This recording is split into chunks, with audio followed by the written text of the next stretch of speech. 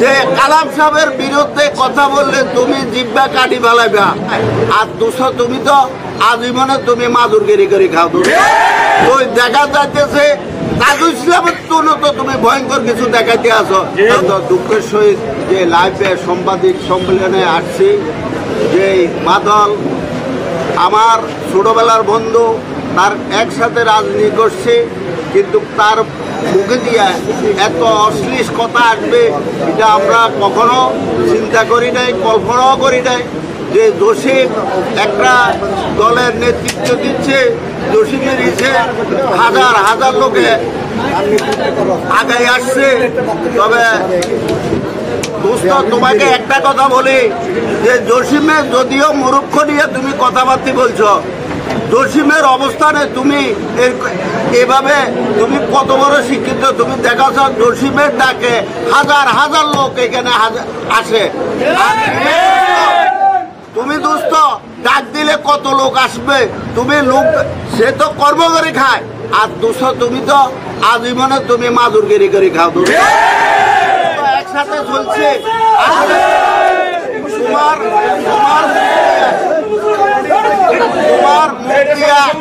এ ভাষা আসবে, অন্তত আমি এটা আশা করি নাই। তোমার সাথে ক্লাস 1 থেকে 5 পর্যন্ত একসাথে লেখাপড়া করছি, একসাথে রাজনীতি করতেছি, একসাথে সর্বকিছু। তুমি যে এত ছোট মন নিয়ে এই এখানে যে আচরণ তুমি দেখাচ্ছ, যে কালাম সাহেবের বিরুদ্ধে কথা বললে তুমি জিব্বা কাটি ফেলাইবা, তো দেখা যাইতেছে তাজুল ইসলামের তুলনা তো তুমি ভয়ঙ্কর কিছু দেখাইতে আসো। এই দেশের মানুষের গণতন্ত্র অধিকার, মানুষ নিয়ে এই কথা বলবে, বলতে গেলে তুমি জিব্বা কাটবা, তুমি হাত ভাঙিয়ে লাইবা, তুমি এই করবা সেই করবা। তবে এটা ঠিক না। তবে এইটা যে লাকসাম মনোহরগঞ্জবাসীর কাছে আমার একটাই অনুরোধ, যে আপনারা সেই বিচারটা, সেই জিনিসটা আপনারা কিভাবে নেবেন, যে বুকে ধারণ করবেন। সেও বিএমপি করে, সে তো আর দানিশ শীষের বাইরে কোনো ভোট ছাড়ছে না, সে তো দানিশ শীষের বাইরে নাই। যে চূড়ান্ত কমিশন নিয়ে আসবে তার সাথে তো আসবে।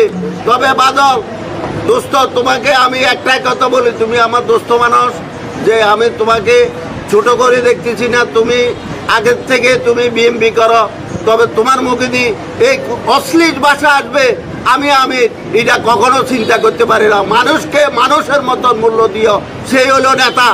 তুমি যদি এই নিজেকে নিজে অনেক গর্ব মনে করো, তুমি কত বড় এই দেশে শেখ হাসিনার থেকে তুমি শক্তিশালী নি। তুমি কালাম সাহেবের বিরুদ্ধে কথা বলে তুমি জিব্বা কাটিয়ে লাগা, তুমি এত বড় সাহস, তোমার পিছনে কে কে দিছে, কে এই সাহস দিছে? আমরা লাকসাম মানুষ দেখতে চাই তুমি কিভাবে জিব্বা কাটো, কিভাবে। এখনো ক্ষমতা আসে নাই, এখনো কালাম সাহেব পাস করে নাই। তুমি তো আমাদের তারেক জিয়ার অহংকারের দানিশ শীষের বিরুদ্ধে তুমি এটা অবস্থান করছো। তুমি অতীতও করছো। তোমরা যে 2008 সালে তোমরা একদিনের লাই নৌকায় উঠে তোমরা দানিশ শীষকে কবর দিয়ে দিছ, আজিম সাহেবকে বের করেছ। আমরা 17 বছর এই হামলা নির্যাতিত সর্বকিছু হয়েছি এই 17টা বছর, যে আমরা নির্যাতিত।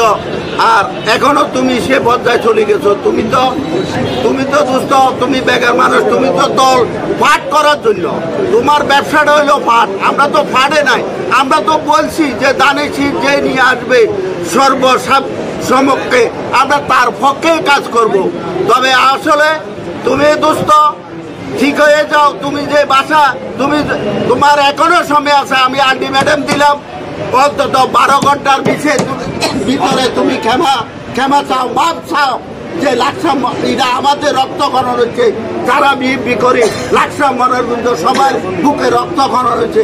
এ বলি আমার বক্তব্য আমি এখানে শেষ করলাম। আসসালামু আলাইকুম।